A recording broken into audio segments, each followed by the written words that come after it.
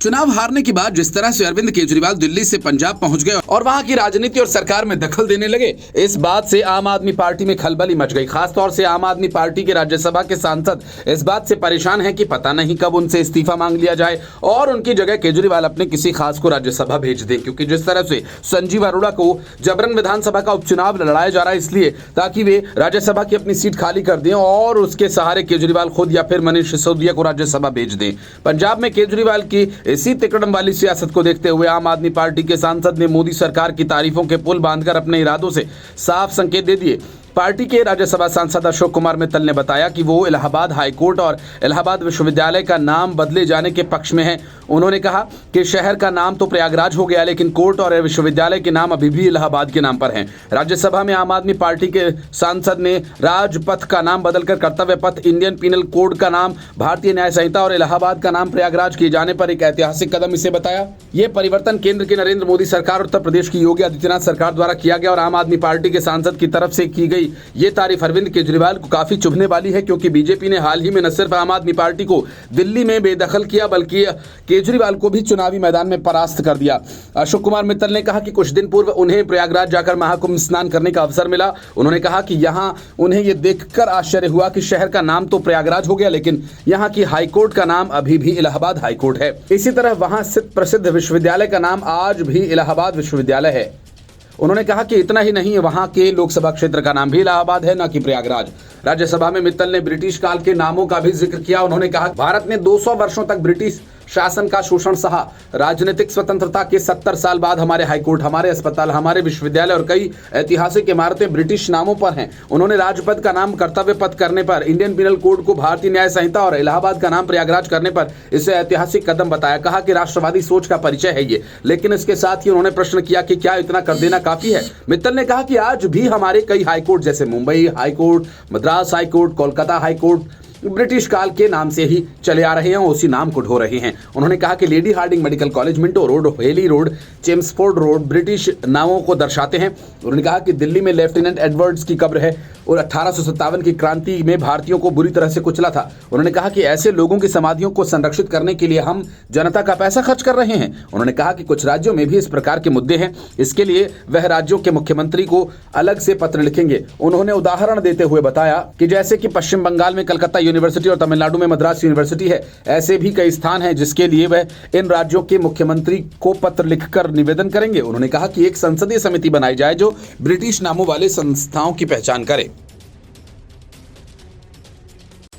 अरविंद केजरीवाल अपने डूब चुके करियर को फिर से परवान चढ़ाने के लिए पंजाब में हाथ पांव मार रहे हैं और इसके लिए केजरीवाल ने खास तौर से अपने 2 खास बंदों मनीष सिसोदिया और सत्येंद्र जैन को पंजाब में काम पर लगा रखा है और वे खुद भगवंत मान के साथ इधर उधर घूम रहे हैं, इस उम्मीद के साथ कि दिल्ली से नकारे जाने के बाद पंजाब में उन्हें सियासी ठिकाना मिल जाएगा, लेकिन हो इसके उलट रहा है।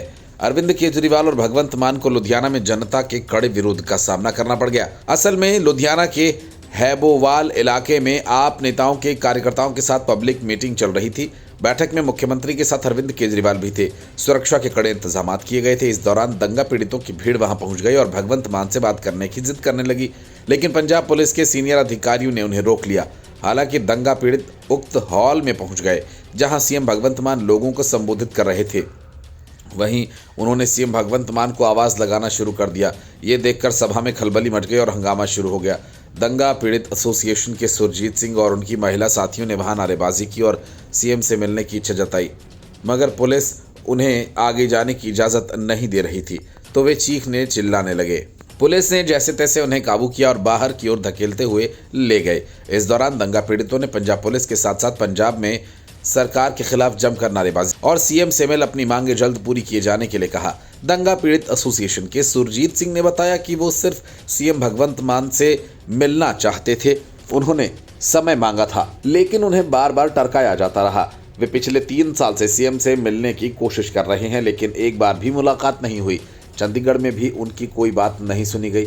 सुरजीत सिंह ने कहा कि पंजाब एंड हरियाणा हाईकोर्ट के आदेश पर उनकी कुछ मांगें थीं जो पंजाब सरकार को पूरी करनी थीं, लेकिन मुख्यमंत्री साहब समय ही नहीं दे रहे और पंजाब सरकार उनकी मांगें पूरी नहीं कर रही। सुरजीत सिंह ने बताया कि शहर में 25,000 दंगा पीड़ित परिवार रहते हैं, जिन्हें घर अलॉटमेंट होने हैं और काम के लिए बूथ अलॉटमेंट होने हैं। नौजवानों को नौकरी दी जानी है और बच्चों की बीए तक की फ्री पढ़ाई की मांग के साथ साथ मेडिकल और नॉन मेडिकल में 2% कोटा बहाल करने की मांग थी। इसके अलावा विधानसभा में सिख कत्लेआम के लिए निंदा प्रस्ताव लाना था, जो पंजाब सरकार उनकी मांग पूरी नहीं कर रही। उन्होंने कहा कि वे फिर से मुख्यमंत्री भगवंत मान से मिलने की कोशिश करेंगे ताकि हाईकोर्ट की तरफ से जो आदेश जारी किए गए हैं उसे उन्हें दिखाकर अपनी मांगें पूरी करवाई जा सकें।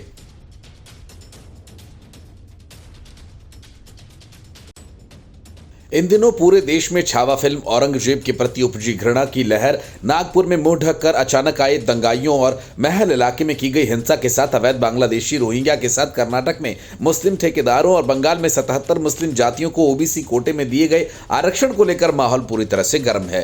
महाराष्ट्र में औरंगजेब की कब्र को खोद कर मिटा देने की धमकी के बीच नागपुर में देर शाम अचानक हिंसा का तांडव करने वालों की तलाश के बीच अवैध बांग्लादेशियों की तलाश की जा रही है। पूरे राज्य में उनकी पहचान सुनिश्चित होने के बाद वैसे लोगों को वापस उनके देश भेजा जा रहा है। कहीं से 10 तो कहीं से 20 लोग सामने आ रहे हैं, लेकिन महाराष्ट्र में एक ऐसा खेल सामने आया है जो हैरान कर देने वाला है।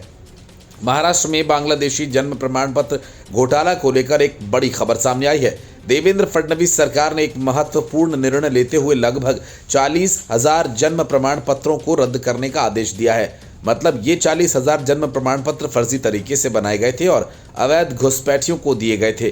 दरअसल ये सभी 40,000 जन्म प्रमाण पत्र नायब तहसीलदार द्वारा गैर कानूनी तरीके से जारी किए गए थे, जिनके पास इसे जारी करने का कोई अधिकार ही नहीं था। महाराष्ट्र सरकार के इस फैसले पर भाजपा नेता किरीट सोमैया की प्रतिक्रिया सामने आई है। उन्होंने एक वीडियो संदेश जारी कर कहा कि बांग्लादेशी जन्म प्रमाण पत्र घोटाला महाराष्ट्र में साल 2024 में हुआ, जिसमें नायब तहसीलदार को जन्म प्रमाण पत्र जारी करने का कोई अधिकार नहीं था। इसके बावजूद उन्होंने लगभग 40,000 लोगों को गैर कानूनी तरीके से जन्म प्रमाण पत्र दिए। बीजेपी नेता सोमैया ने कहा कि इन प्रमाण पत्रों में अकोला जिला, अमरावती जिला, नागपुर जिला और मालेगांव भी शामिल है। आज महाराष्ट्र सरकार ने उन सभी 40,000 जन्म प्रमाण पत्रों को रद्द करने का निर्णय लिया। मैं इसका स्वागत करता हूं। बांग्लादेश सीमा क्रॉस कर बड़ी तादाद में बांग्लादेशी अवैध तरीके से भारत में दाखिल हो जाते हैं। इसमें भारतीय बिचौलियों की भूमिका अहम होती है। अवैध बांग्लादेशियों को कई तरह के प्रमाण पत्र मुहैया कराने में क्षेत्रीय स्तर पर अधिकारियों की भूमिका पाई गई है। महाराष्ट्र में अपने तरह की ये सबसे बड़ी कार्यवाही है। बांग्लादेशी जन्म प्रमाण पत्र घोटाला मामले में महाराष्ट्र सरकार ने कार्रवाई करते हुए सभी 40,000 जन्म प्रमाण पत्रों को रद्द करने का आदेश दिया।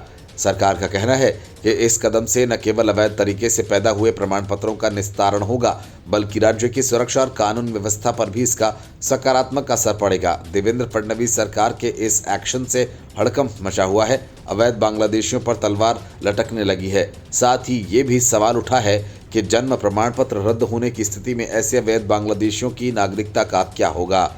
क्या अगले कदम के तहत उनकी नागरिकता जाएगी? Bureau report, news of India. Maharashtra की सियासत में औरंगजेब की कब्र और नागपुर हिंसा को लेकर बढ़ता विवाद थमने का नाम नहीं ले रहा। लेकिन इस पूरे विवाद में खुद को हिंदुत्ववादी कहने वाली उद्धव ठाकरे की पार्टी का अब तक जैसा रवैया रहा है, उससे साफ है कि उद्धव ठाकरे हिंदुत्व के नाम पर कांग्रेस के तुष्टीकरण की सियासत कर रहे हैं। इतना ही नहीं, उद्धव ठाकरे औरंगजेब की कब्र को बचाए रखने के पक्षधर हैं। इसके लिए उन्होंने अजीब से तर्क गढ़ दिए। उद्धव ठाकरे की सियासत से भड़के महाराष्ट्र के डिप्टी सीएम एकनाथ शिंदे ने विधान परिषद में उद्धव ठाकरे पर जुबानी हमला बोलते हुए कहा, कुर्सी के लिए उन्होंने बाला साहेब के विचारों को छोड़ दिया, अपने कांग्रेस के साथ जाकर कुर्सी हासिल की, विचारधारा छोड़ दी। उनके प्रमुख दिल्ली गए थे और वहां जाकर माफी मांगी। उन्होंने कहा कि हमें बचा लो, हम महायुति सरकार में शामिल हो जाएंगे। लेकिन मैंने उनका खेल पलट दिया। नोटिस आने पर वे माफी मांगने गए थे। एकनाथ शिंदे ने विधान परिषद में कहा कि देवेंद्र फडणवीस और गिरीश महाजन को जेल में डालने का उनका प्लान था। उन्होंने औरंगजेब के विचार अपनाए, लेकिन मैंने उन्हें छोड़ दिया। इसलिए मेरे साथ 60 लोग आए। मैंने हिंदुत्व की सरकार बनाई। आप सिर्फ 20 लोगों को ही चुनवा पाए।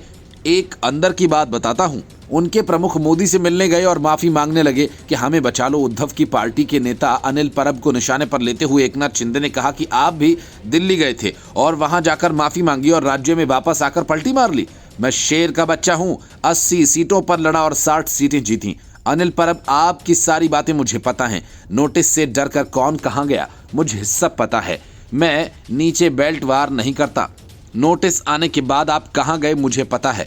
इसके बाद उद्धव ठाकरे का जवाब आया। उन्होंने कहा कि ये उनकी सरकार है, गृह मंत्री भी उन्हीं की पार्टी के हैं, तो ये लोग क्या कर रहे हैं, ये किसकी जिम्मेदारी है? हमें हिंदुत्व सिखाने की कोशिश कर रहे हैं, हमारे हिंदुत्व पर सवाल उठा रहे हैं। हिम्मत है तो अपने झंडे का रंग हरा करके दिखाओ। औरंगजेब, जिसका जन्म गुजरात में हुआ था और जो महाराष्ट्र आया, उसने महाराष्ट्र को जीतने की कोशिश की, लेकिन हमारे आराध्य छत्रपति शिवाजी महाराज ने उन्हें जीतने नहीं दिया। उनकी समाधि महाराष्ट्र में बनाई गई। ये लोग यहाँ हिंदू मुसलमान में भेदभाव पैदा कर रहे हैं, लेकिन खुद बांग्लादेश के साथ क्रिकेट खेलते हैं। इसके पहले सामना में बताया गया कि नव हिंदुत्ववादी चाहते हैं कि जिस तरह बाबरी मस्जिद गिराई गई, उसी तरह से औरंगजेब की कब्र को भी ध्वस्त कर देंगे। सामना के लेख में आगे कहा गया कि ये लोग इतिहास और महाराष्ट्र की शौर्य परंपरा के दुश्मन हैं। वे महाराष्ट्र के वातावरण में विष फैलाना चाहते हैं, खुद को हिंदू तालिबानी के रूप में प्रस्तुत करना चाहते हैं। हिंदुत्व का विकृतीकरण कर ये लोग शिवराय के हिंदवी स्वराज्य का भी अपमान कर रहे हैं। ऐसे लोगों को ये सोचने की जरूरत है कि छत्रपति शिवाजी महाराज किसके खिलाफ लड़े। सामना के लेख में पूछा गया कि मराठों ने 25 साल तक दुश्मनों को कैसे उलझाए रखा, महाराष्ट्र के स्वाभिमान पर चोट करने वालों की कब्रें इस मिट्टी पर कैसे बनी है। ये इतिहास कुछ लोग मिटाना चाहते हैं। छत्रपति शिवाजी महाराज के नाम पर चल रहे इस गंदे धंधे को मुख्यमंत्री देवेंद्र फडणवीस को बंद करना चाहिए।